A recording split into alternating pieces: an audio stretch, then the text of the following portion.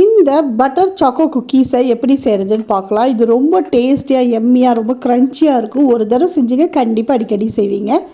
வாங்க இப்போ ரெசிபியை பார்க்கலாம். இதுக்கு 45 கிராம்ஸ் அளவுக்கு பட்டரும் 25 கிராம்ஸ் அளவுக்கு ப்ரௌன் சுகர் 25 கிராம்ஸ் அளவுக்கு ஒயிட் பவுடர் சுகர் எடுத்துக்கோங்க. மைதா 70 கிராம்ஸ் 1/4 அளவுக்கு பேக்கிங் சோடா 1/4 அளவுக்கு பேக்கிங் பவுடர் எடுத்துக்கோங்க. பட்டரையும் சுகரையும் நல்லா இந்த மாதிரி பீட் பண்ணி வச்சுக்கோங்க. அதுக்கப்புறம் மைதாவையும் சேர்த்து இதில் நல்லா மிக்ஸ் பண்ணிக்கோங்க. 1 டேபிள் ஸ்பூன் அளவுக்கு பாலை இதில் சேர்த்திக்கலாம். அப்புறம் நல்லா மிக்ஸ் பண்ணதுக்கப்புறம் சாக்கோ சிப்ஸையும் இதில் சேர்த்திக்கோங்க. சேர்த்தி நல்லா சூப்பர் சாஃப்டான மாவு உங்களுக்கு ரெடி ஆகிடுச்சு.